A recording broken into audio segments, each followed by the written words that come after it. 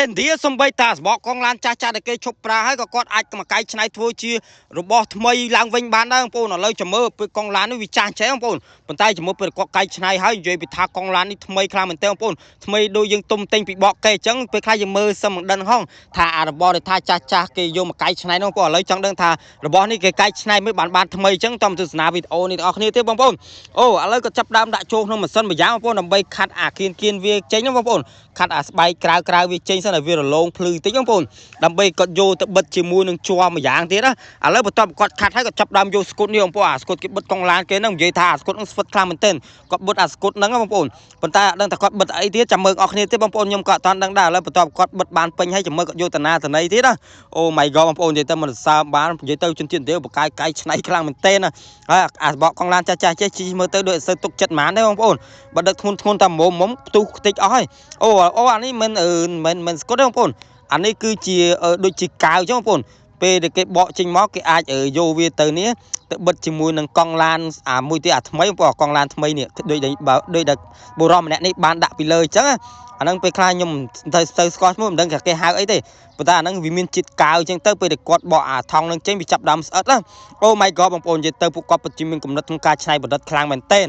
ឥឡូវចាំមើលកងឡាននេះពេលដែលគាត់ធ្វើឲ្យនិយាយពីថាថ្មីជ្រៅបងប្អូនមើលសឹងមិនដឹងទេថាវត្ថុហ្នឹងគឺជាវត្ថុចាស់ដែលគេកែច្នៃសារថ្មីអញ្ចឹងនិយាយទៅអេមខ្លាំងមែនទែនអាប៉ិតនេះពិតជាបកាយរោគកំណត់នឹងខ្លាំងមែនទែនបងប្អូនអូចាំមើលឥឡូវគាត់បិទវាឲ្យចិត្តសិនបងប្អូនបន្ទាប់ពីគាត់បិទវាចិត្តហើយគាត់ចាប់ដើមយកវាទៅអ៊ុតអញ្ចឹងឥឡូវគាត់អត់តាន់យកទៅអ៊ុតទេសារគាត់បិទអត់តាន់ចិត្តណាបងប្អូននេះសំបីកន្លែងធ្នេគេក៏មើលមិនដឹងដែរបងប្អូនថាកន្លែងហ្នឹងមានធ្នេអញ្ចឹងដោយសារតែគេធ្វើចេញមកឲ្យយើងដឹងបងប្អូនឃើញ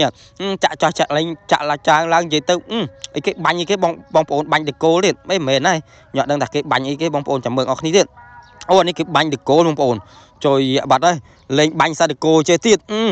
និយាយទៅកប់សេរីយកតែម្ដងហើយបាញ់តកោហើយមានណាដាក់អានេះមួយទៀតកុំឲ្យឃើញទៀតអូ my god បងប្អូននិយាយទៅមិនសើមបាននិយាយទៅពួកគាត់ពិតជា